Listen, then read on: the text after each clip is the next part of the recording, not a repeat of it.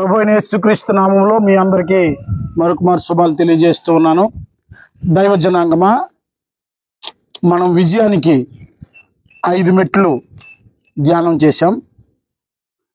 ఈ దినం మనం నీవు విజయ పదములో ఉన్నావో లేదో, చిహ్నాలు, గుర్తులు, ఈ వ్యక్తి విజయం సాధించగలడరా, ఈ వ్యవస్థ విజయం సాధించగలదు అని కొన్ని గుర్తుల్ని మనము కనపరచవచ్చు, గుర్తుపట్టచ్చు. దాన్ని మనం ధ్యానం చేద్దాం.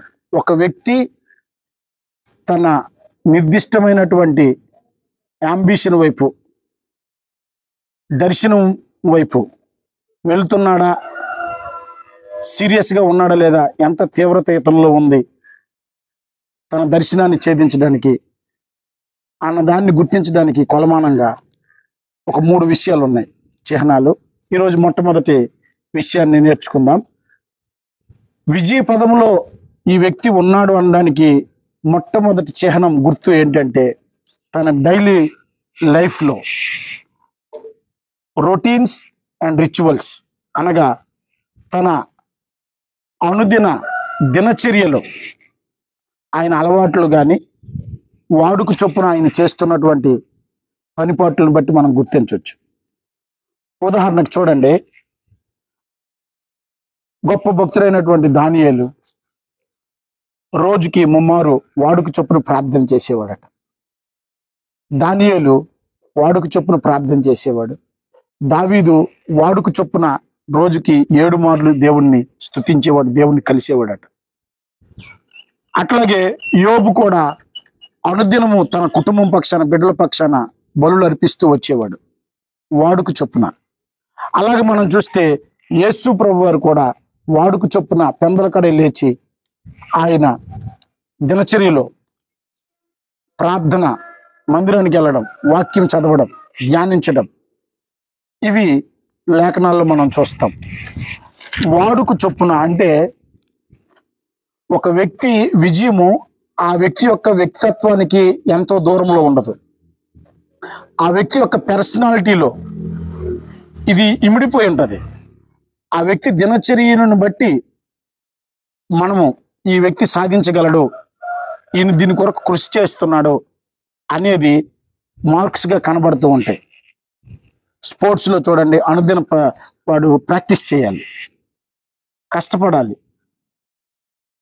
అట్లాగే ఒక సాఫ్ట్వేర్ ఇంజనీర్ అయినా సరే, ఒక వ్యాపారస్తుడైనా సరే, వ్యవసాయదారుడైనా సరే, ఎనీ టెక్నికల్ ఫీల్డ్లో కానీ, ఏ వ్యవస్థ కానీ, వారు రొటీన్స్ అండ్ రిచువల్స్, ఆచారాలు, వాడుక చొప్పున వారి దినచర్యలో వీరు ఫలానాది సాధించడానికి చాలా తీవ్రంగా ప్రయత్నిస్తున్నారు అనేది కనిపిస్తుంది.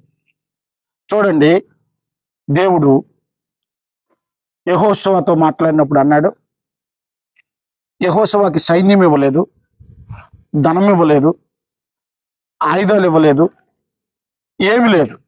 కానీ అంత కొత్త ప్రజలు ఉన్నారు, మోసే నాయకుడు లేడు. యెహోషువతో దేవుడు మాట్లాడుతూ అన్నప్పుడు అన్నాడు, నేను మోసేకి తోడైనట్లు నేను నీకు తోడై ఉంటాను. అయితే నువ్వు డైలీ బేసిస్ మీద, అనుదినము, దేవరాత్రము నా వాక్యము ధ్యానించాలి, దాన్ని నీవు పాటించాలి, దాన్ని నువ్వు ప్రకటించాలి. అప్పుడు నేను నీకు మోసేకి తోడై ఉన్నట్టుగా నేను ఉంటానన్నాడు. దేవరాత్రము అంటే డైలీ బేసిస్, అనుదినము. నీ వ్యక్తిత్వంలో ఎప్పుడూ వాక్యం కనిపించాలి. నీ వ్యక్తిత్వంలో, నీ పర్సనాలిటీ, నిన్ను చూసిన వెంటనే ఇతడు గాడ్లీ మ్యాన్, వాక్యపు సెంటర్లో ఉంటాడు అనేది బయటికి కనిపించాలి. వాక్యమే మాట్లాడతాడు, వాక్యమే బోధిస్తాడు, వాక్యమే ధ్యానం చేస్తాడు, వాక్యానుసారంగా నిష్ఠగా ఉంటాడు అనేది ప్రజలు గుర్తించాలి. అట్లాగే దైవజనాంగమా, ఒక ఐఏఎస్, ఒక ఐపీఎస్, ఒక గ్రూప్ 1, గ్రూప్ 2, లేకపోతే ఎనీ హయ్యర్ స్టాండర్డ్లోనికి మనం వెళ్ళాలన్నా ఆ వ్యక్తులు ఎంత పరిశ్రమ చేస్తారు. 4-5 సంవత్సరాలు ప్రతిరోజు వారి దినచర్య మీరు చూడండి. రాజకీయ నాయకులైనా చూడండి, వేకువనే లేచి అసలు మెడిటేట్ చేస్తూ, ఎక్సర్సైజ్ చేస్తూ, టైంకి భోజనం చేస్తూ, టైం టు టైం ఒక షెడ్యూల్ ప్రకారంగా ఏ సమయానికి ఏది చేయాలో వారికి కొన్ని నిర్ణయాలు ఉంటాయి. అంత సీరియస్గా ఉంటారు. ఎందుకంటే వారి ముందు ఒక గురి ఉంది. చూడండి, సోమరిపోతనము, బద్ధకస్తులు, సోంబేర్లు ఎవరంటే గురి దర్శనం లేనటువంటి వారు. ఏ వ్యక్తికైతే ఒక నిర్దిష్టమైన గురి గమ్యం ఉంటుందో ఆ వ్యక్తి లైఫ్ స్టైల్లో కొన్ని గుర్తులు కనబడతాయి, వాడు చేస్తున్న ప్రయత్నాలు. సో విజయ బాటలో నువ్వు ఉన్నావు అనడానికి చిహ్నాలు, గుర్తులు ఏంటంటే నీ అనుదిన చర్యలలో నువ్వు ఏదైతే సాధించాలనుకున్నావో దానికి సంబంధించినటువంటి చిహ్నాలు కనబడతాయి, నీ ప్రయత్నాలు కనబడతాయి, కనెక్షన్స్ కనబడతాయి. కనుక యువర్ పర్సనాలిటీ ఈజ్ నాట్, ఒక ఆయన ఎలాగంటూ వచ్చాడు, నీ వ్యక్తిత్వానికి వెలుపల నీ గోల్స్, నీ అంబిషన్స్, నీ అజెండాస్ ఏమి కూడా ఉండవు.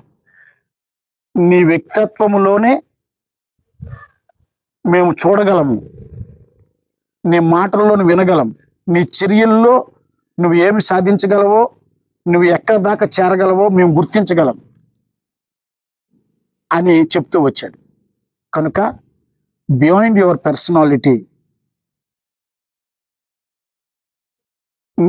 మించి నీ విజయం ఉండదు. కనుక నీ డైలీ రొటీన్ వర్క్ వాడుకు చొప్పున నువ్వు ఏం చేస్తున్నావో ఆలోచన చేసుకో. నీ ప్రయత్నాలు అందులో కనిపిస్తాయి. ఒకవేళ లేకపోతే అలవాటు చేసుకో. మనిషి ఏది ప్రయత్నించినా సాధించకుండా అది కష్టతరమేమీ కాదు. నువ్వు ప్రయత్నం చేస్తుంటే దేవుడు నీకు కావలసినటువంటి అనుగ్రహం ఇస్తాడు, పరిస్థితులన్నీ అనుకూలపరుస్తాడు. కనుక దేవుడు ఎప్పుడు తన కృపని ప్రయత్నం చేసేవాడికి, సాధన చేసేవాడికి ఎప్పుడు మెండుగా ఇస్తాడు. సోంబేరులతో దేవుడు ఎప్పుడు ఏ పని చేయించుకోడు. కనుక నువ్వు ఏదో ఒక పని చేస్తూ ఉంటే ఆ పనిలో ఫలానాది నేను చేయాలి, ఇది నా జీవితము, ఇదే నా పర్పస్ అని తెలుసుకున్న తర్వాత దాన్ని నీవు ఇంకెక్కువగా ప్రయత్నం చేస్తూ ఉన్నప్పుడు, నీ దినచర్యలో అది భాగంగా కనబడుతూ ఉన్నప్పుడు దేవుడు నీ పక్షాన గొప్ప కార్యాలు చేస్తాడు. ప్రజలు కూడా గుర్తిస్తారు, ఆహా ఈ కుర్రోడు ఐఏఎస్ అవ్వగలడు, ఈ కుర్రోడు ఐపీఎస్ అవ్వగలడు, ఈ కుర్రోడు గొప్ప సేవ చేయగలడు, ఈ బిజినెస్ ఉన్నతమైన స్థితికి వెళ్ళగలదు. ఎందుకంటే తను రొటీన్స్లో, రిచువల్స్లో అది కనిపిస్తూ ఉంది. దేవుడి మాటలు దీవించి ఆస్వాదించిన గాక. మన అలవాట్లు, మన వాడుకలు, మన దినచర్యలు మన పర్పస్ని సూచిస్తాయి, మన ప్రయత్నాలను సూచిస్తాయి. కనుక వీటిని ఆలోచన చేయండి, మదిలో పెట్టుకోండి. లేకపోతే బిల్డప్ చేసుకోండి. నూతనమైన వ్యక్తిగా నువ్వు కనబడతావు. దేవుడి మాటలు దీవించి ఆశీర్వదించును గాక. ఆమేన్.